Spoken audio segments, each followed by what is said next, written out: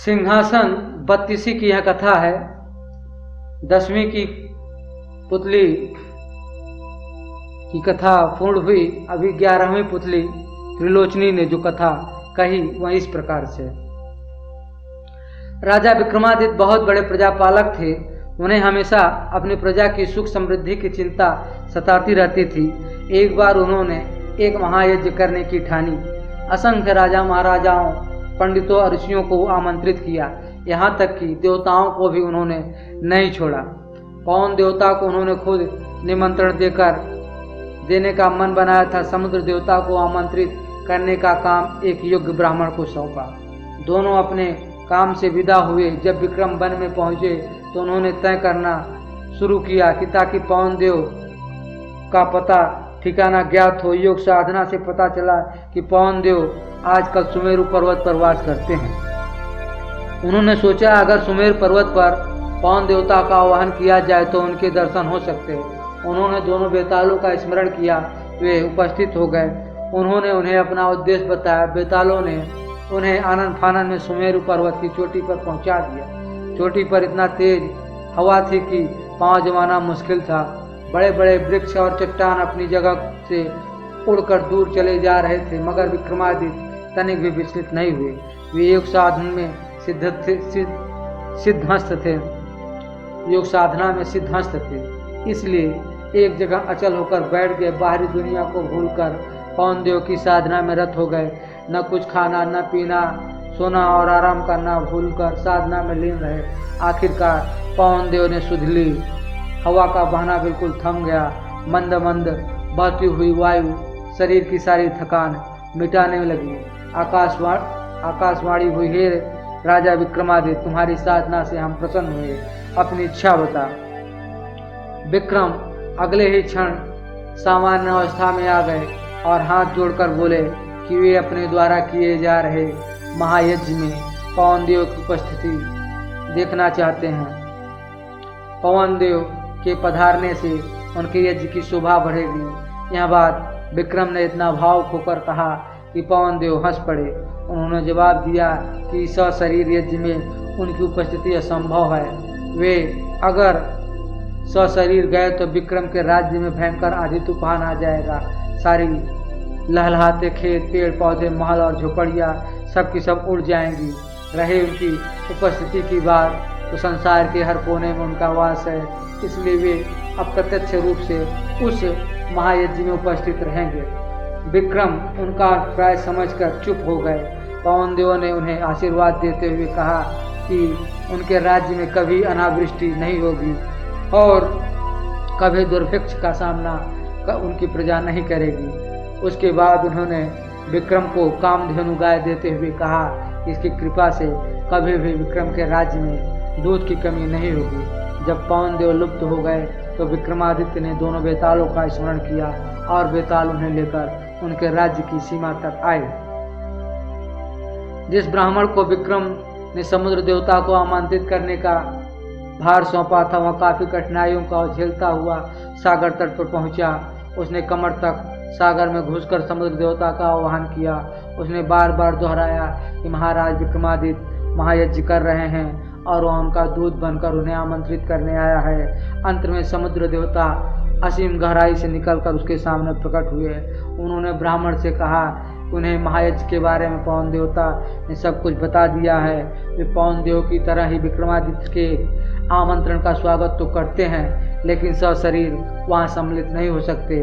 ब्राह्मण ने समुद्र देवता से अपना आशय स्पष्ट करने का सादर निवेदन किया। तो वे बोले कि अगर वे यज्ञ में सम्मिलित होने गए तो उनके साथ अथाह जल भी जाएगा और उनके रास्ते में पड़ने वाली हर चीज डूब जाएगी। चारों ओर प्रलय सी स्थिति पैदा हो जाएगी, सब कुछ नष्ट हो जाएगा।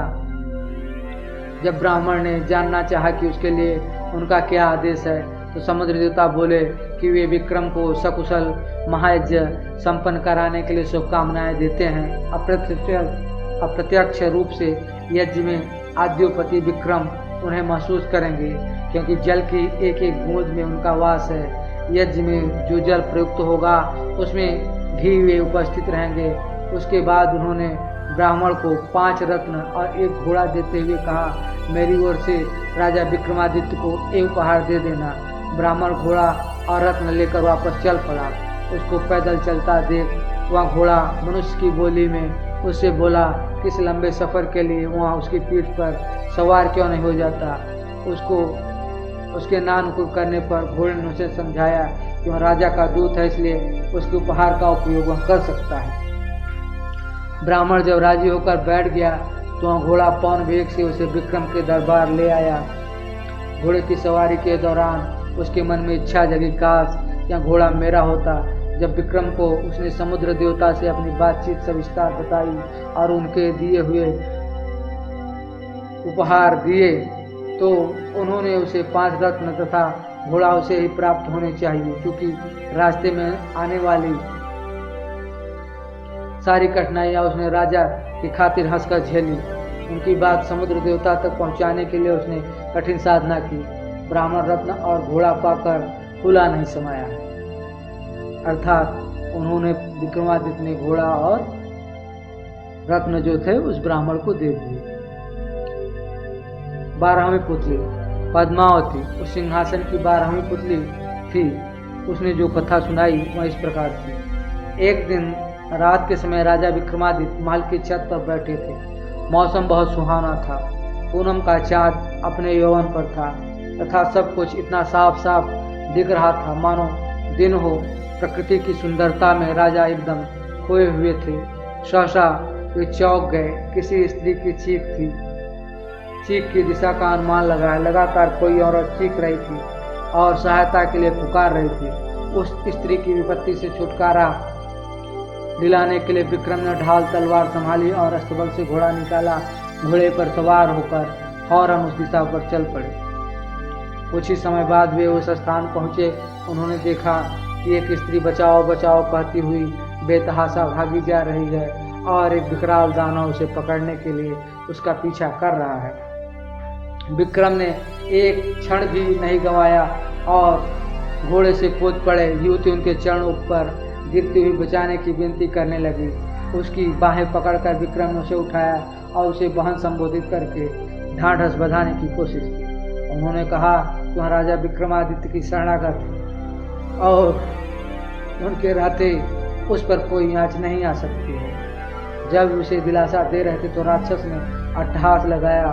उसने विक्रम को कहा कि उन जैसा एक साधारण मानव उसका कुछ नहीं बिगाड़ सकता तथा उन्हें वह कुछ ही क्षणों में पशु की भांति चीड़ फाड़ कर रख देगा। ऐसा बोलते हुए विक्रम की ओर लपका। विक्रम ने उसे चेतावनी देते हुए ललकारा। राक्षस ने उसकी चेतावनी का उपहास किया। उसे लग रहा था कि विक्रम को वह पल भर में मसल देगा। वह उनकी ओर बढ़ता रहा। विक्रम भी पूरे सावधान थे। वह ज्यों ही विक्रम को पकड़ने के लिए बढ़ा, विक्रम ने अपने को बचाकर उस पर तलवार से वार किया। राक्षस भी अत्यंत फुर्तीला था। उसने पैतरा बदलकर खुद को बचा लिया और भिड़ गया। दोनों में घमासान युद्ध होने लगा। विक्रम ने इतनी फुर्ती और चतुराई से युद्ध किया कि राक्षस से चूर हो गया। चतुराई से युद्ध किया कि राक्षस थकान से चूर हो गया तथा शिथिल पड़ गया। विक्रम ने अवसर का पूरा लाभ उठाया तथा अपनी तलवार से राक्षस का सर धड़ से अलग कर दिया। विक्रम ने समझा राक्षस का अंत हो चुका है, मगर दूसरे ही पल उसका सिर फिर अपनी जगह आ गया और राक्षस दुगने उत्साह से उठकर लड़ने लगा। इसके अलावा एक और समस्या हो गई। जहां उसका रक्त गिरा था वहां एक और राक्षस पैदा हो गया। राजा विक्रमादित्य क्षण भर को तो चकित हुए, किंतु विचलित हुए बिना एक साथ दोनों राक्षसों का सामना करने लगे। रक्त से जन्मे राक्षस ने मौका देकर उन पर घूंसे का प्रहार किया तो उन्होंने पैतरा बदलकर पहले वार में उसकी भुजाएं, दूसरे वार में उसकी टांगे काट डाली। राक्षस असहाय पीड़ा से इतना चिल्लाया कि पूरा वन गूंज गया। उसे दर्द से तड़पता देखकर राक्षस का धैर्य जवाब दे गया और मौका पाकर वह सर पर पैर रखकर भागा। चूंकि उसने पीठ दिखाई थी इसलिए विक्रम ने उसे मारना उचित नहीं समझा। उस राक्षस के भाग जाने के बाद विक्रम उस स्त्री के पास आया तो देखा कि वह भय के मारे कांप रही। उन्होंने उसे कहा उसे निश्चिंत हो जाना चाहिए और भय त्याग देना चाहिए, क्योंकि दानव भाग चुका है। उन्होंने उसे अपने साथ महल चलने को कहा ताकि उसे उसके माँ बाप के पास पहुंचा दे। उस स्त्री ने जवाब दिया कि खतरा अभी टला नहीं है, क्योंकि राक्षस मरा नहीं है, वह लौट कर आएगा और उसे ढूंढकर फिर इसी स्थान पर ले आएगा। जब विक्रम ने उसका परिचय जानना चाहा तो वह बोली, वह सिंघोल द्वीप की रहने वाली और एक ब्राह्मण की बेटी है। एक दिन वह तालाब में सखियों के साथ तालाब में नहा रही थी, तभी राक्षस ने उसे देख लिया और मोहित हो गया। वहीं से वह उसे उठा कर यहाँ ले आया है और जब उसे अपना पति मान लेने को कहता है उसने सोच लिया है कि अपने प्राण त्याग दे देगी, मगर अपनी पवित्रता नष्ट नहीं होने देगी। वह बोलते बोलते सिसकने लगी और उसका गला रूंध गया। विक्रम ने उसे आश्वासन दिया कि वे राक्षस का वध करके उसकी समस्या का अंत कर देंगे और उन्होंने राक्षस के फिर से जीवित होने का राज पूछा। उस स्त्री ने जवाब दिया कि राक्षस के पेट में एक मोहिनी वास करती है, जो उसे मरते ही उसके मुंह में अमृत डाल देती है। उसे तो वह जीवित कर सकती है, मगर उसके रक्त से पैदा होने वाले दूसरे राक्षसों को नहीं। इसलिए वह दूसरा राक्षस अपंग होकर दम तोड़ रहा है। यह सुनकर विक्रम ने कहा कि वे प्रण करते हैं कि उस राक्षस का वध किए बगैर अपने महल नहीं लौटेंगे, चाहे कितनी भी प्रतीक्षा क्यों न करनी पड़ी। उन्होंने जब उससे मोहिनी के बारे में पूछा तो स्त्री ने अनभिज्ञता जताई। विक्रम एक पेड़ की छाया में विश्राम करने लगे, तभी एक सिंह झाड़ियों में से निकलकर विक्रम पर झपटा। चूंकि विक्रम पूरी तरह चौकन्ने नहीं थे, इसलिए सिंह उनकी बाह पर घाव लगाता हुआ चला गया। अब विक्रम पूरी तरह हमले के लिए तैयार हो गए। दूसरी बार जब सिंह उनकी ओर झपटा तो उन्होंने उसके पैर को पकड़कर उसे पूरे जोर से हवा में उछाल दिया। सिंह बहुत दूर जाकर गिरा और बहुत क्रुद्ध होकर उसने गर्जना की। दूसरे ही पल सिंह ने भागने वाले राक्षस का रूप धर लिया। अब विक्रम की समझ में आ गया कि उसने छल से उन्हें हराना चाहा था। वे लपक कर राक्षस से भिड़ गए। दोनों में फिर भीषण युद्ध शुरू हो गया। जब राक्षस की सांस लड़ते लड़ते फूलने लगी तो विक्रम ने तलवार उसके पेट में घुसेड़ दी। राक्षस धरती पर गिरकर दर्द से चीखने लगा। विक्रम ने उसके बाद तलवार से उसका पेट फाड़ दिया। पेट फटते ही मोहिनी कूदकर बाहर आई और अमृत लाने दौड़ी। विक्रम ने बेताल का स्मरण किया और उन्हें मोहिनी को पकड़ने का आदेश दिया। अमृत न मिल पाने के कारण राक्षस तड़प तड़प कर मर गया। मोहिनी ने अपने बारे में बताया कि वह शिव की गणिका थी, जिसे किसी गलती की सजा के रूप में राक्षस की सेवकिया बनना पड़ा। महल लौटकर विक्रम ने ब्राह्मण कन्या को उसके माता पिता को सौंप दिया और मोहिनी से खुद विधिवत विवाह कर लिया। 13वीं पुतली कीर्तिमती ने इस प्रकार कथा कही। एक बार राजा विक्रमादित्य ने एक भोज का आयोजन किया। उसे भोज में असंख्य विद्वान ब्राह्मण व्यापारी तथा दरबारी आमंत्रित थे।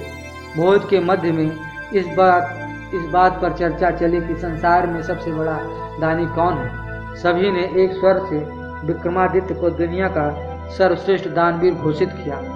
राजा विक्रमादित्य लोगों के भाव देख रहे थे। तभी उनकी नज़र एक ब्राह्मण पर पड़ी जो अपनी राय नहीं दे रहा था, लेकिन उसके चेहरे के भाव से स्पष्ट प्रतीत हो रहा था कि वह सभी लोगों के विचार से सहमत नहीं है। विक्रम ने उससे उसकी चुप्पी का मतलब पूछा तो वह डरते हुए बोला कि सबसे अलग राय देने पर कौन उसकी बात सुनेगा। राजा ने उसका विचार पूछा तो वह बोला कि वह असमंजस की स्थिति में पड़ा हुआ है। अगर वह सच नहीं बताता तो उसे झूठ का पाप लगता है और सच बोलने की स्थिति में उसे डर है कि राजा का कोप भाजन बढ़ना पड़ेगा। अब विक्रम की जिज्ञासा और बढ़ गई। उन्होंने उसकी स्पष्टवादिता की भूरी भूरी प्रशंसा की तथा उसे निर्भय होकर अपनी बात कहने को कहा। तब उसने कहा कि महाराज विक्रमादित्य बहुत बड़े दानी हैं। यह बात सत्य है, पर इस भूलोक पर सबसे बड़े दानी नहीं। यह सुनते ही सब चौंके। सब ने विस्मित होकर पूछा, क्या ऐसा हो सकता है? उस पर उस ब्राह्मण ने कहा कि समुद्र पार एक राज्य है जहाँ का राजा कीर्ति ध्वज जब तक 1 लाख स्वर्ण मुद्राएं प्रतिदिन दान नहीं करता तब तक अन्न जल भी ग्रहण नहीं करता। अगर यह बात असत्य प्रमाणित होती है तो वह ब्राह्मण कोई भी दंड पाने को तैयार था। राजा के विशाल भोज कक्ष में निस्तब्धता छा गई। ब्राह्मण ने बताया कि कीर्तिध्वज के राज्य में वह कई दिनों तक रहा और प्रतिदिन स्वर्ण मुद्रा लेने गया। सचमुच कीर्तिध्वज 1 लाख स्वर्ण मुद्राएं दान करके ही भोजन ग्रहण करता है। यही कारण है कि भोज में उपस्थित सारे लोगों की हाँ में हाँ उसने नहीं मिलाई। राजा विक्रमादित्य ब्राह्मण की स्पष्टवादिता से प्रसन्न हो गए और उन्होंने उसे पारितोषिक देकर सादर विदा किया। ब्राह्मण के जाने के बाद राजा विक्रमादित्य ने साधारण वेश धरा और दोनों बेतालों का स्मरण किया। जब दोनों बेताल उपस्थित हुए तो उन्होंने उन्हें समुद्र पार राजा कीर्तिध्वज को के राज्य में पहुंचा देने को कहा। बेतालों ने पलक झपकते उन्हें वहां पहुंचा दिया। कीर्तिध्वज के महल के द्वार पर पहुंचकर उन्होंने अपना परिचय उज्जैनी नगर के एक साधारण नागरिक के रूप में दिया था। कीर्तिध्वज से मिलने की इच्छा जताई। कुछ समय बाद जब राजा ने कीर्तिध्वज के सामने उपस्थित हुए तो उन्होंने उसके यहाँ नौकरी की मांग की। कीर्तिध्वज ने जब पूछा कि वे कौन सा काम कर सकते हैं तो उन्होंने कहा जो कोई नहीं कर सकता वह काम वे करके दिखाएंगे। राजा कीर्तिध्वज को उनका जवाब पसंद आया और विक्रमादित्य को उसके यहाँ नौकरी मिल गई। वे द्वारपाल के रूप में नियुक्त हुए। उन्होंने देखा कि राजा कीर्तिध्वज सचमुच हर दिन 1 लाख स्वर्ण मुद्राएं जब तक दान नहीं कर लेता अन्न जल ग्रहण नहीं करता है। उन्होंने यह भी देखा कि राजा कीर्तिध्वज रोज शाम में अकेला कहीं निकलता है और जब लौटता है तो उसके हाथ में 1 लाख स्वर्ण मुद्राओं से भरी हुई थैली होती है। एक दिन शाम को उन्होंने छिपकर कीर्तिध्वज का पीछा किया। उन्होंने देखा कि राजा कीर्तिध्वज समुद्र में स्नान करके एक मंदिर में जाता है और एक प्रतिमा की पूजा अर्चना करके खौलते तेल के कड़ाहे में कूद जाता है। जब उसका शरीर जल भुन जाता है तो कुछ जोगिनियां आकर उसका जला भुना शरीर कड़ाहे से निकालकर नोच कर खाती हैं और तृप्त होकर चली जाती हैं। जोगिनियों के जाने के बाद प्रतिमा की देवी प्रकट होती है और अमृत की बूंदें डालकर कीर्तिध्वज को जीवित करती है। अपने हाथों से 1 लाख स्वर्ण मुद्राएं कीर्तिध्वज की झोली में डाल देती है और कीर्तिध्वज खुश होकर महल में लौट जाता है। प्रातःकाल वहीं स्वर्ण मुद्राएं वहीं याचकों को दान कर देता है। विक्रम की समझ में उसके नित्य 1 लाख स्वर्ण मुद्राएं दान करने का रहस्य आ गया। अगले दिन राजा कीर्तिध्वज के स्वर्ण मुद्राएं प्राप्त कर चले जाने के बाद विक्रम ने भी नहा धोकर देवी की पूजा की और तेल के कड़ाह में कूद गए। जोगिनियां जब उनके जले भूने शरीर को नोच कर खा कर चली गई तो देवी ने उनको जीवित किया। जीवित करके जब देवी ने उन्हें स्वर्ण मुद्राएं देना चाहिए तो उन्होंने यह कहकर मना कर दिया कि देवी की कृपा से उनके लिए सर्वोपरि है। यह क्रिया उन्होंने 7 बार दोहराई। 7वीं बार देवी ने उनसे बस करने को कहा तथा उनसे कुछ मांग लेने को कहा। बस इसी अवसर की ताक में थे। उन्होंने देवी से वही थैली मांग ली जिससे स्वर्ण मुद्राएं निकलती थी। जब ही देवी ने वह थैली उन्हें सौंपी चमत्कार हुआ। मंदिर में प्रतिमा सब कुछ गायब हो गया। अब दूर दूर तक केवल समुद्र तट दिखता था। दूसरे दिन जब कीर्तिध्वज वहाँ आया तो बहुत निराश हुआ। उसका वर्षों का 1 लाख स्वर्ण मुद्राओं दान करने का नियम टूट गया। अन्न जल त्याग कर अपने कक्ष में असहाय पड़ा रहा। उसका शरीर क्षीण होने लगा।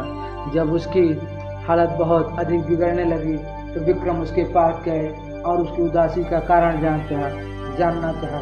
उसने विक्रम को जब सब कुछ बताया तो विक्रम ने उसे देवी वाली थैली देते हुए कहा कि रोज रोज कड़ाह में उसे कूदकर प्राण गंवाते देखे वे द्रवित हो गए। इसलिए उन्होंने देवी से वह थैली सदा के लिए प्राप्त कर ली। वह थैली राजा कीर्तिध्वज को देकर उन्होंने उस वचन की भी रक्षा कर ली जो देकर उन्हें कीर्तिध्वज के दरबार में नौकरी मिली थी। उन्होंने सचमुच वही काम कर दिखाया जो कोई भी कर सकता था। राजा कीर्ति ध्वज ने उनका परिचय पाकर उन्हें सीने से लगाते हुए कहा कि सचमुच इस धरा पर सर्वश्रेष्ठ दानवीर है, क्योंकि उन्होंने इतनी कठिनाई के बाद प्राप्त स्वर्ण मुद्रा प्रदान करने वाली थैली बेझिझक दान कर डाली, जैसी कोई तुच्छ चीज हो। 14वीं पुतली सुनैना ने जो कथा की वह इस प्रकार है। राजा विक्रमादित्य सारे निर्पोचित गुणों के सागर थे। उन जैसा न्यायप्रिय, दानी और त्यागी और कोई न था। इन निर्पोचित गुणों के अलावा उनमें एक और गुण था, वे बहुत बड़े शिकारी थे तथा निहत्थे भी हिंसक से हिंसक जानवरों का वध कर सकते थे। उन्हें पता चला कि एक हिंसक सिंह बहुत उत्पात मचा रहा है और कई लोगों का भक्षण कर चुका है, इसलिए उन्होंने उस सिंह के शिकार की योजना बनाई और आखिर को निकल पड़े। जंगल में घुसते ही उन्हें सिंह दिखाई पड़ा और उन्होंने सिंह के पीछे अपना घोड़ा डाल दिया। वह सिंह कुछ दूर पर एक घनी झाड़ी में घुस गया। राजा घोड़े से कूदे और उस सिंह की तलाश करने लगे। अचानक सिंह उन पर झपटा तो उन्होंने उस पर तलवार का वार किया। झाड़ी की वजह से वार पूरी जोर से नहीं हो सका, मगर सिंह घायल होकर दहाड़ा और पीछे हटकर घने वन में गायब हो गया। वे सिंह के पीछे इतनी तेजी से भागे कि अपने साथियों से काफी दूर निकल गए। सिंह फिर झाड़ियों में छुप गया। राजा ने झाड़ियों में उसकी खोज शुरू की। अचानक उस शेर ने राजा के घोड़े पर हमला कर दिया और उसे गहरे घाव दे दिया। घोड़ा भय और दर्द से हिनहिनाया तो राजा पलटे। घोड़े के घाव में से खून का फव्वारा फूट पड़ा। राजा ने दूसरे हमले से घोड़े को तो बचा लिया, मगर उसके बहते खून ने उन्हें चिंतित कर दिया। वे सिंह से उसकी रक्षा के लिए उसे किसी सुरक्षित जगह ले जाना चाहते थे, इसलिए उसे लेकर आगे बढ़े। उन्हें उस घने वन में दिशा का बिल्कुल ज्ञान नहीं रहा। एक जगह उन्होंने छोटी सी नदी बहती देखी। वे घोड़े को लेकर नदी तट आए ही थे कि घोड़े ने रक्त अधिक बह जाने के कारण दम तोड़ दिया। उसे मरता देख राजा दुख से भर उठे। संध्या गहराने लगी, इसलिए उन्होंने आगे न बढ़ना है बुद्धिमानी समझा। वे एक वृक्ष से टिककर अपनी थकान उतारने लगे। कुछ ही क्षणों बाद उनका ध्यान नदी की धारा में हो रहे कोलाहल की ओर गया। उन्होंने देखा कि दो व्यक्ति एक तैरते हुए शव को दोनों ओर से पकड़े झगड़ रहे थे। लड़ते लड़ते वे दोनों शव को किनारे लाए। उन्होंने देखा कि उनमें से एक मानव मुंडों की माला पहने विभत्स दिखने वाला कपालिक है तथा दूसरा एक बेताल है, जिसकी पीठ का ऊपरी हिस्सा नदी के ऊपर उड़ता सा दिख रहा था। वे दोनों उस शव पर अपना अपना अधिकार जता रहे थे। कपालिक का कहना था कि यह शव उसे तांत्रिक साधना के लिए पकड़ा है और बेताल उस शव को खाकर अपनी भूख मिटाना चाहता था। दोनों में से कोई भी अपना दाव छोड़ने को तैयार नहीं था। विक्रम को सामने पाकर उन्होंने उन पर न्याय का भार सौंपना चाहा, तो विक्रम ने अपनी शर्त रखी। पहली यह कि उनका फैसला दोनों को मान्य होगा और दूसरी कि उन्हें वे न्याय के लिए शुल्क अदा करेंगे। कपालिक ने उन्हें शुल्क के रूप में एक बटुआ दिया जो चमत्कारी था, मांगने पर कुछ भी दे सकता था। बेताल ने उन्हें मोहिनी काष्ठ का टुकड़ा दिया, जिसका चंदन खींचकर लगाकर अदृश्य हुआ जा सकता था। उन्होंने बेताल को भूख मिटाने के लिए अपना मृत घोड़ा दे दिया था। कपालिक को तंत्र साधना के लिए शव। इस न्याय से दोनों बहुत खुश हुए तथा संतुष्ट होकर चले गए। रात घिर आई थी और राजा को जोरों की भूख लगी, इसलिए उन्होंने बटुए से भोजन मांगा। तरह तरह के व्यंजन उपस्थित हुए और राजा ने अपनी भूख मिटाई। फिर उन्होंने मोहिनी काष्ठ के टुकड़े को घिसकर उसका चंदन लगा लिया और अदृश्य हो गए। अब उन्हें किसी भी हिंसक वन्य जंतु से खतरा नहीं रहा। अगली सुबह उन्होंने काली द्वारा प्रदत्त दोनों बेतालों का स्मरण किया तथा अपने राज्य की सीमा पर पहुंच गए। उन्हें महल के रास्ते में एक भिखारी मिला जो भूखा था।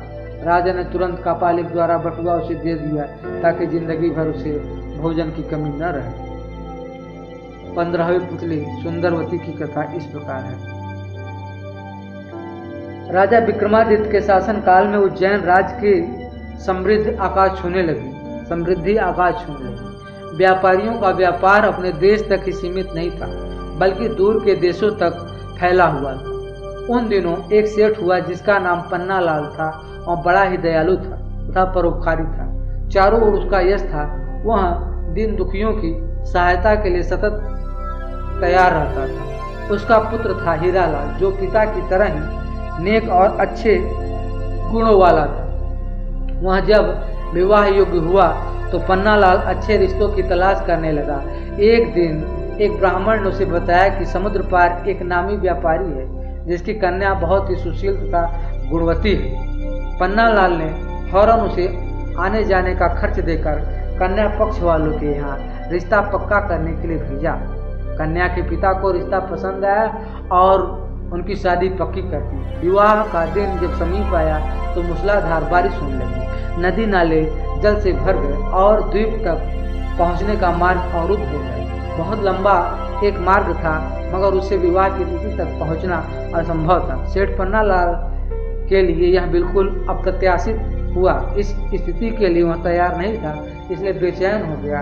उसने सोचा कि शादी की तैयारी कन्या पक्ष वाले कर लेंगे और किसी कारण बारात नहीं पहुंची तो उसको ताने सुनने पड़ेंगे और जगहसाई होगी। जब कोई हल नहीं सूझा तो विवाह तय कराने वाले ब्राह्मण ने सुझाव दिया कि वह अपनी समस्या राजा विक्रमादित्य के समक्ष रखे। उनके अस्तबल में पवन वेग से उड़ने वाला रथ है और उसमें प्रयुक्त होने वाले घोड़े हैं। उस रथ पर 8-10 लोग बर सहित चले जाएंगे और विवाह का कार्य शुरू हो जाएगा। बाकी लोग लंबे रास्ते से होकर बाद में सम्मिलित हो जाएंगे। सेठ पन्नालाल तुरंत राजा के पास पहुंचा और अपनी समस्या बदलाकर हिचकिचाते हुए रथ की मांग की। विक्रम ने मुस्कुराकर कहा कि राजा की हर चीज प्रजा के हित की रक्षा के लिए होती है और उन्होंने अस्तबल के प्रबंधक को बुलाकर तत्काल उसे घोड़े सहित वहां रथ दिला दिया। प्रसन्नता के मारे पन्नालाल को नहीं सूझा कि विक्रम को कैसे धन्यवाद दे। जब वह रथ और घोड़े सहित चला गया तो विक्रम को चिंता हुई कि जिस काम के लिए सेठ ने रथ लिया कहीं वह कार्य भीषण वर्षा की वजह से बाधित न हो जाए। उन्होंने माँ काली द्वारा प्रदत्त बेतालों का स्मरण किया और उन्हें सकुशल वर को विवाह स्थल तक ले जाने तथा विवाह संपन्न कराने की आज्ञा। जब वर वाला रथ पवन वेग से दौड़ने को तैयार हुआ तो दोनों बेताल छाया की तरह रथ के साथ चल पड़े। यात्रा के मध्य में सेठ ने देखा कि रास्ता कहीं भी नहीं दिख रहा था और चारों ओर पानी ही पानी है, तो उसकी चिंता बहुत बढ़ गई। उसे सूझ नहीं रहा था क्या किया जाए। तभी अविश्वसनीय घटना घटी। घोड़ों सहित रथ जमीन के ऊपर उड़ने लगा।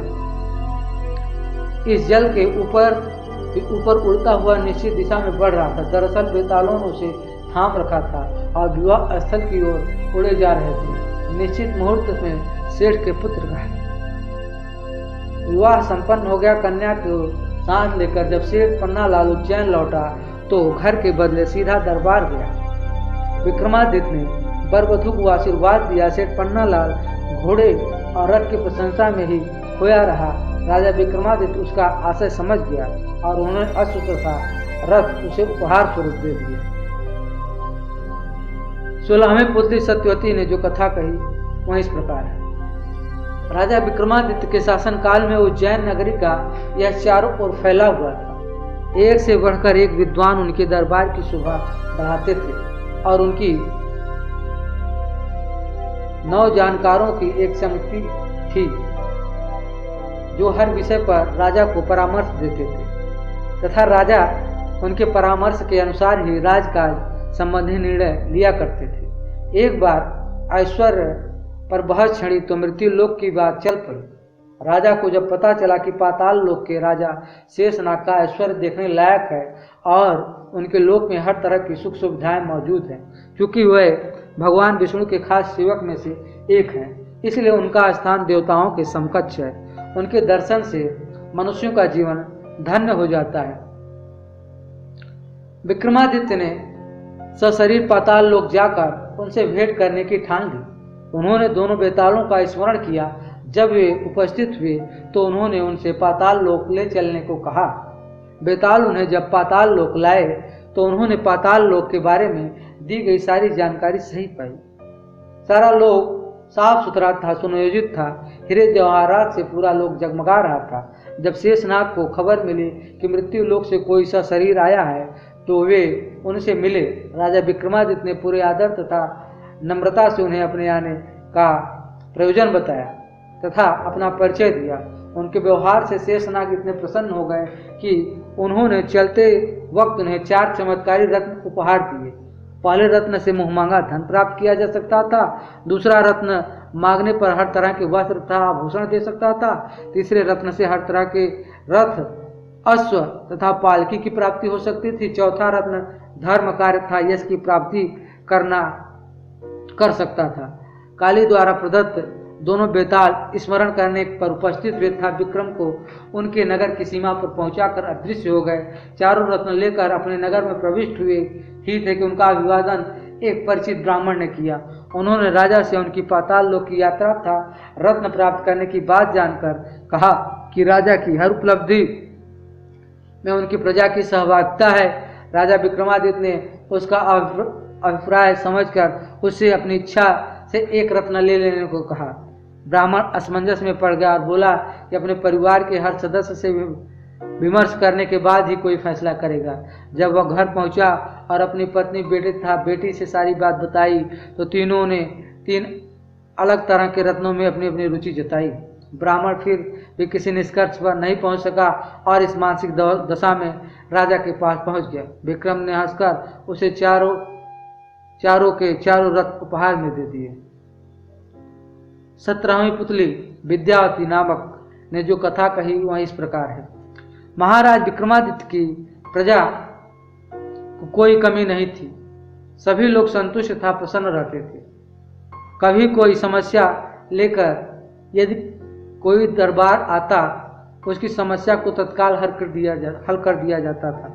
प्रजा को किसी प्रकार का कष्ट देने वाले अधिकारी को दंडित किया जाता था। इसलिए कहीं भी किसी तरह की शिकायत नहीं सुनने को मिलती थी। राजा खुद भी वेश बदलकर समय समय पर राज्य की स्थिति के बारे में जानने को निकलते थे। ऐसे ही एक रात जब वे वेश बदलकर अपने राज्य का भ्रमण कर रहे थे तो उन्हें एक झोपड़े से एक बातचीत का अंश सुनाई पड़ा। कोई औरत अपने पति को राजा से साफ साफ कुछ बताने को कह रही थी और उसका पति उसे कह रहा था कि अपने स्वार्थ के लिए अपने महान राजा के प्राण वह संकट में नहीं डाल सकता है। विक्रम समझ गया कि उनकी समस्या से उनका कुछ संबंध है। उनसे रहा नहीं गया। अपनी प्रजा की हर समस्या को हल करना वे अपना कर्तव्य समझते थे। उन्होंने द्वार खटखटाया तो एक ब्राह्मण दंपति ने दरवाजा खोला। विक्रम ने अपना परिचय देकर उनसे उनकी समस्या के बारे में पूछा तो वे थर थर कांपने लगे।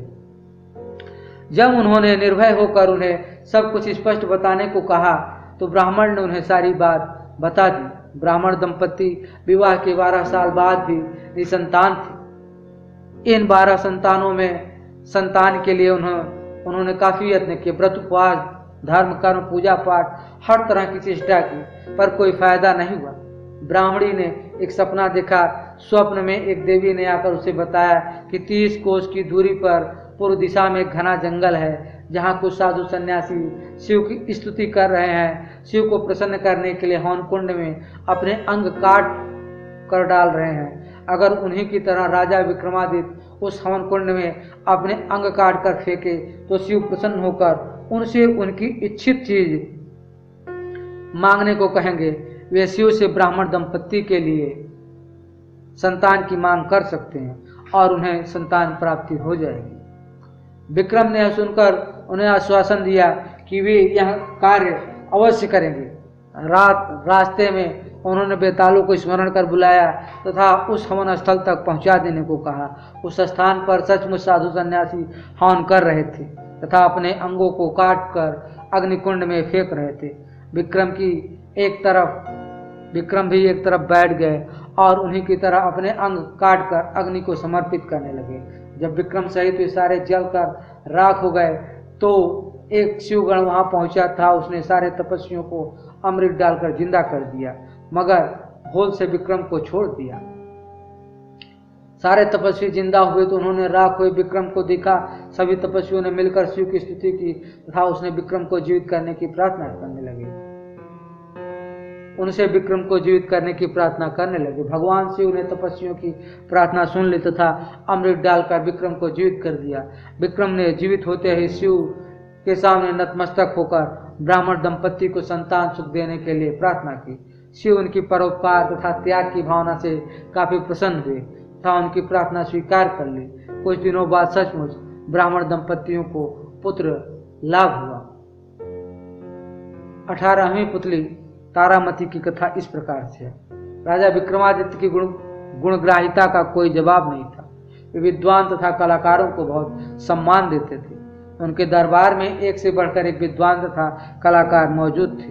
फिर भी अन्य राज्यों से भी योग्य व्यक्ति आकर उनसे अपनी योग्यता के अनुरूप आदर और पारितोषिक प्राप्त करते थे। एक दिन विक्रम के दरबार में दक्षिण भारत के किसी राज्य से एक विद्वान आया। उसका मानना था कि विश्वासघाती विश्व का सबसे नीच कर्म है। उसने राजा को अपना विचार स्पष्ट करने के लिए एक कथा सुनाई। उसने कहा, आर्यावर्त में बहुत समय पहले एक राजा था। उसका भरा पूरा परिवार था। फिर भी 70 वर्ष की आयु में उसने एक रूपवती कन्या से विवाह किया।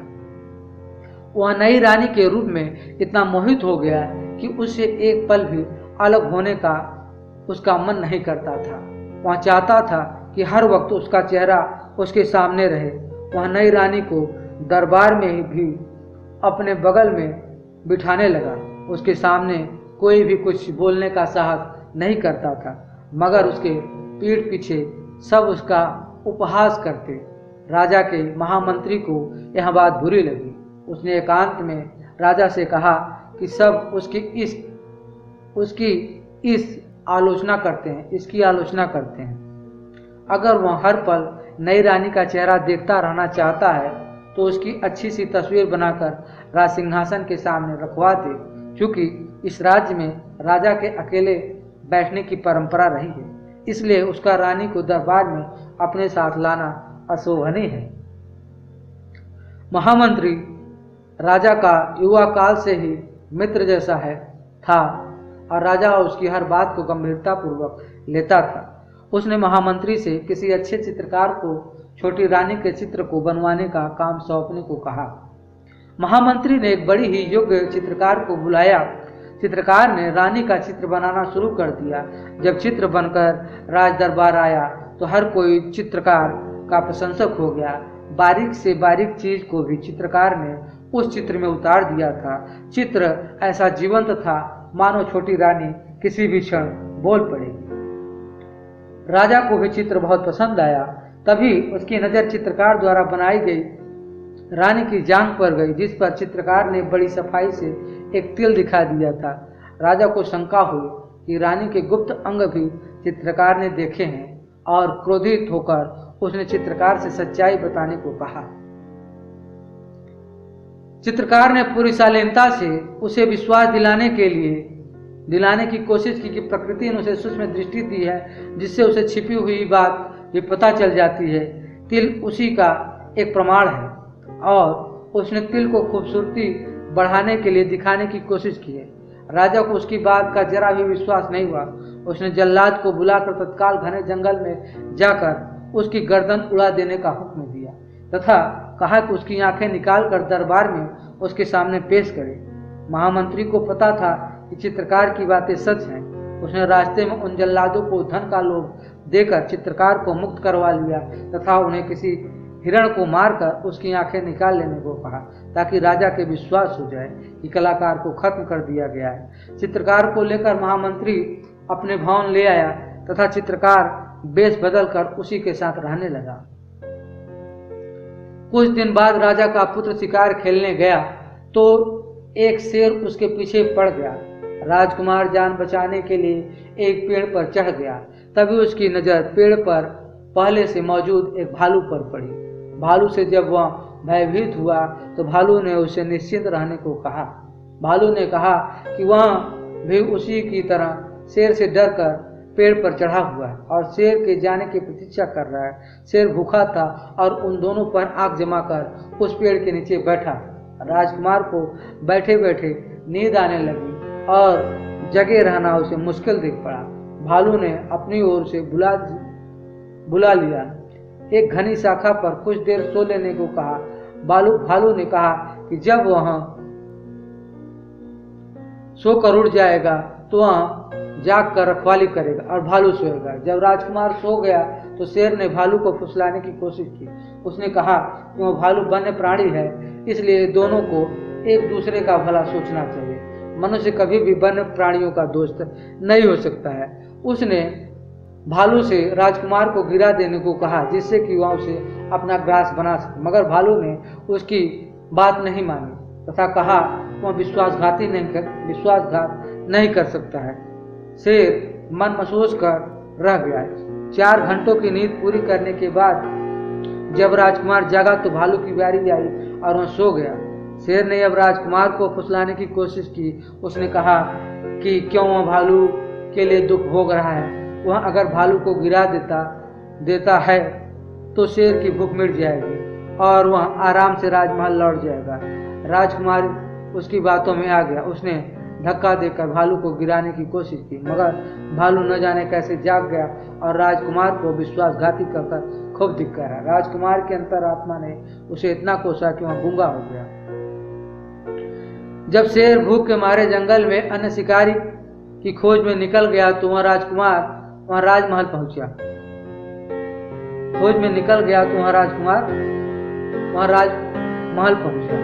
किसी को भी उसके गूंगा होने की बात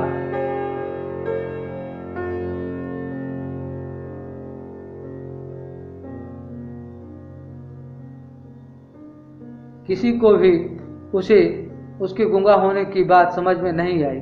कई बड़े वैद्य आए, मगर राजकुमार का रोग किसी की समझ में नहीं आया। आखिरकार महामंत्री के घर छिपा हुआ वह कलाकार वैद्य का रूप धरकर राजकुमार के पास आया। उसने गूंगे राजकुमार के चेहरे का भाव पढ़कर सब कुछ जान लिया। उसने राजकुमार को संकेत की भाषा में पूछा कि क्या आत्मग्लानि से पीड़ित होकर वह अपनी वाणी को खो चुका है, तो राजकुमार फूट फूट कर रो पड़ा। रोने से उस पर मनोवैज्ञानिक असर पड़ा और उसकी खोई वाणी लौट आई। राजा को बड़ा आश्चर्य हुआ कि उसने राजकुमार के चेहरे को देखकर सच्चाई कैसे जान ली। तो चित्रकार ने जवाब दिया, जिस तरह कलाकार ने उसकी रानी की जांघ का तिल देख लिया था। राजा तुरंत समझ गया कि वह वही कलाकार था जिसके वध की आज्ञा उसने दी थी। वह चित्रकार से अपनी भूल की माफी मांगने लगा तथा ढेर सारा इनाम देकर उसे सम्मानित किया। उस दक्षिण के विद्वान की कथा से विक्रमादित्य बहुत प्रसन्न हुए तथा उसके पांडित्य का सम्मान करते हुए उन्होंने 1 लाख स्वर्ण मुद्राएं दी। 19वीं पुतली रूपरेखा नामक 19वीं पुतली ने जो कथा सुनाई वह इस प्रकार से। राजा विक्रमादित्य के दरबार में लोग अपनी समस्या लेकर न्याय के लिए तो आते ही थे, कभी कभी उन प्रश्नों को लेकर भी उपस्थित होते थे जिनका कोई समाधान उन्हें नहीं सूझता था। विक्रम उन प्रश्नों का ऐसा सटीक हल निकालते थे कि प्रश्नकर्ता पूर्ण संतुष्ट हो जाता था। ऐसे ही एक टेढ़े प्रश्न को लेकर एक दिन 2 तपस्वी दरबार में आए और उन्होंने विक्रम को अपने प्रश्न का उत्तर देने की विनती की। उनमें से एक का मानना था कि मनुष्य का मन ही उसके सारे क्रियाकलापों पर नियंत्रण रखता है और मनुष्य कभी भी अपने मन के विरुद्ध कुछ भी नहीं कर सकता। दूसरा उसके मत से सहमत नहीं था। उसका कहना था कि मनुष्य का ज्ञान उसके सारे क्रियाकलाप नियंत्रित करता है। मन भी ज्ञान का दास है और वह भी ज्ञान द्वारा दिए गए निर्देशों का पालन करने को बाध्य है। राजा विक्रमादित्य ने उनके विवाद के विषय में गौर से सुना पर तुरंत उस विषय पर अपना कोई निर्णय नहीं दे पाए। उन्होंने उन दोनों तपस्वियों को कुछ समय बाद आने को कहा।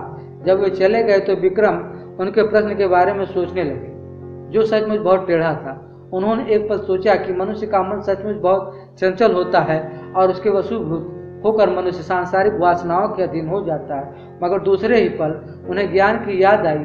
उन्हें लगा कि ज्ञान सचमुच मनुष्य को मन का कहाँ करने से पहले विचार कर लेने को कहता है और किसी निर्णय के लिए प्रेरित करता है। विक्रम ऐसे उलझे सवालों का जवाब सामान्य लोगों की जिंदगी में खोजते थे, इसलिए वे साधारण नागरिक का वेश बदलकर अपने राज्य में निकल पड़े।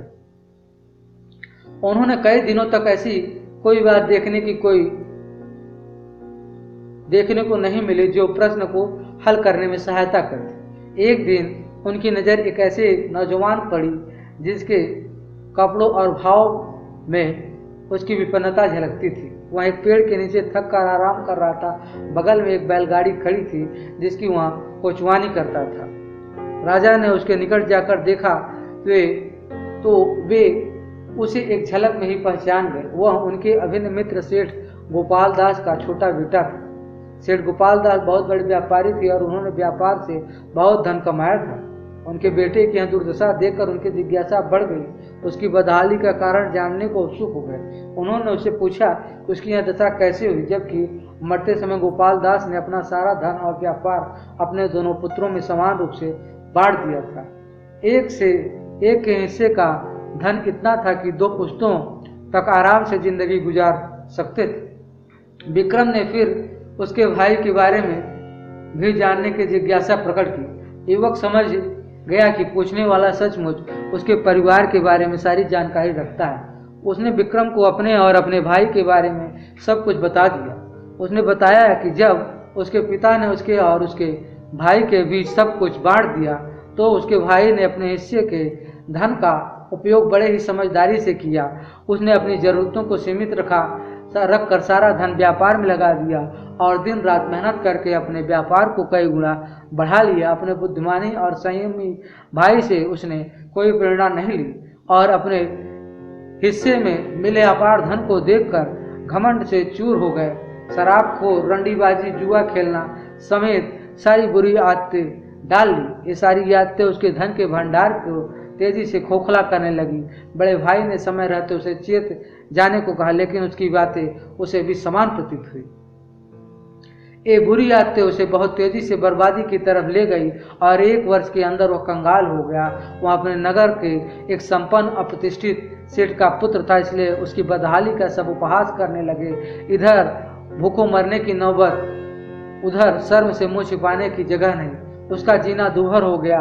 अपने नगर में मजदूर की हैसियत से गुजारा करना उसे असंभव लगा तो वहाँ से दूर चला आया। मेहनत मजदूरी करके अपना पेट भरता है तथा अपने भविष्य के लिए भी कुछ करने की सोचता है। धन जब उसके पास प्रचुर मात्रा में था तो मन की चंचलता पर वह अंकुश नहीं लगा सका। धन बर्बाद हो जाने पर उसे सद्बुद्धि आई और ठोकरें खाने के बाद अपनी भूल का एहसास हुआ। जब राजा ने पूछा क्या वह धन आने पर फिर से मन का कहा करेगा तो उसने कहा कि जमाने की ठोकरें ने उसे सच्चा ज्ञान दे दिया है और अब उस ज्ञान के बल पर वह अपने मन को बस में रख सकता है। विक्रम ने तब जाकर उसे अपनी असली परिचय दिया तथा उसे कई स्वर्ण मुद्राएं देकर होशियारी से व्यापार करने की सलाह दी। उन्होंने उसे भरोसा दिलाया कि लगनशीलता उसे फिर पहले वाली समृद्धि वापस दिला देगी। उससे विदा लेकर वे अपने महल लौट आए, क्योंकि अब उनके पास उन तपस्वियों के विवाद का समाधान था। कुछ समय बाद उनके दरबार में दोनों तपस्वी समाधान की इच्छा लिए हाजिर हुए। विक्रम ने उन्हें कहा कि मनुष्य के शरीर पर उसका मन बार बार नियंत्रण करने की चेष्टा करता है, पर ज्ञान के बल पर विवेकशील मनुष्य मन को अपने पर हावी नहीं होने देता है। मन और ज्ञान में अन्योनाश्रय संबंध है तथा दोनों का अपना अपना महत्व है। जो पूरी तरह अपने मन के बस में हो जाता है उसका सर्वनाश असंभावी है। मगर अगर मन अगर रथ है तो ज्ञान सारथी, बिना सारथी के रथ अधूरा है। उन्होंने सेठ पुत्र के साथ जो कुछ घटा था उन्हें विस्तार पूर्वक बताया तो उनके मन में कोई संशय नहीं रहा। उन तपस्वियों ने उन्हें एक चमत्कारी खड़िया दिया जिससे बनाई गई तस्वीर रात में सजीव हो सकती थी और उनका वार्तालाप भी सुना जा सकता था। विक्रम ने कुछ तस्वीरें बनाकर खड़िया की सत्यता जानने की कोशिश की तो सचमुच खड़िया में वह गुण था कि अब राजा तस्वीर बना कर अपना मन बहलाने लगा। अपनी रानियों की उन्हें बिल्कुल सुध नहीं रही। जब रानी कई दिनों के बाद उनके पास आई तो राजा को खड़िया ने चित्र बनाते हुए देखा। रानियों ने आकर उनका ध्यान बटाया तो राजा को हंसी आ गई और उन्होंने कहा वे भी मन के अधीन हो गए थे, अब उन्हें अपने कर्तव्य का ज्ञान हो चुका है। 20वीं पुतली ज्ञानवती ने जो कथा सुनाई वह इस प्रकार से। राजा विक्रमादित्य सच्चे ज्ञान के बहुत पारखी थे तथा ज्ञानियों की बहुत कद्र करते थे। उन्होंने अपने दरबार में चुन चुनकर विद्वान, पंडित, लेखक और कलाकारों को जगह दे रखी थी तथा उनके अनुभव और ज्ञान का भरपूर सम्मान करते थे। एक दिन वे वन में किसी कारण विचरण कर रहे थे तो उनके कानों में दो आदमियों की बातचीत का कुछ अंश पड़ा। उनकी समझ में आ गया कि उनमें से एक ज्योतिषी तथा उन्होंने चंदन का टीका लगाया और अंतर्ध्यान हो गए। ज्योतिषी अपने दोस्तों को बोला, मैंने ज्योतिषी का पूरा ज्ञान अर्जित कर लिया है और अब मैं तुम्हारे वर्तमान और भविष्य के बारे में सब कुछ स्पष्ट बता सकता हूँ। दूसरा उसकी बातों में कोई रुचि न लेता हुआ बोला, तुम मेरे भूत और वर्तमान से पूरी तरह परिचित हो, इसलिए सब कुछ बता सकते हो और अपने भविष्य के बारे में जानने की मेरी कोई इच्छा नहीं है। अच्छा होता तुम अपना ज्ञान अपने तक ही सीमित रखते। मगर ज्योतिषी रुकने वाला नहीं था। वह बोला, इन बिखरी हुई हड्डियों को देख रहे हो? मैं इन हड्डियों को देखते हुए बता सकता हूँ कि हड्डियाँ किस जानवर की हैं तथा जानवर के साथ क्या क्या बीता। लेकिन उसके दोस्त ने फिर भी उसकी बातों में रुचि नहीं जताई। तभी ज्योतिषी की नज़र जमीन पर पड़े पदचिन्हों पर गई।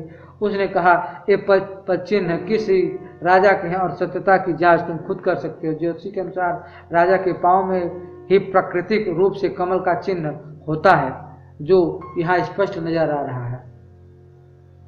उसके दोस्त ने सोचा कि सत्यता की जांच कर ही ली जाए, अन्यथा ज्योतिषी बोलता ही रहेगा। पद चिन्हों का अनुसरण करते करते जंगल में अंदर आते गए। जहाँ पर पद चिन्ह समाप्त हो गए वहाँ कुल्हाड़ी लिए एक लकड़हारा खड़ा था। कुल्हाड़ी से एक पेड़ काट रहा था। ज्योतिषी ने उसे अपने पाँव दिखाने को कहा। लकड़हारे ने अपने पाँव दिखाए तो उसका दिमाग चकरा गया।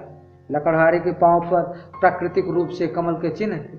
ज्योतिषी ने जब उससे उसका असली परिचय पूछा तो वह लकड़हारा बोला कि उसका जन्म ही एक लकड़हारे के घर में हुआ है तथा वह कई पुश्तों से यही काम कर रहा है। ज्योतिषी सोच रहा था कि वह राजकुल का है तथा किसी परिस्थिति बस लकड़हारे का काम कर रहा है। अब उसका विश्वास अपने ज्योतिषी ज्ञान से उठने लगा। उसका दोस्त उसका उपहास करने लगा तो वह चिढ़कर बोला, चलो चलकर राजा विक्रमादित्य के पांव देखते हैं। अगर उनके पांव पर कमल चिन्ह नहीं हुआ तो मैं सचमुच ज्योतिषी शास्त्र को झूठा समझूंगा और मान लूंगा कि मेरा ज्योतिषी अध्ययन बेकार गया। वे लकड़हारे को छोड़ उज्जैन की नगरी को चल पड़े। काफी चलने के बाद राजमहल पहुंचे।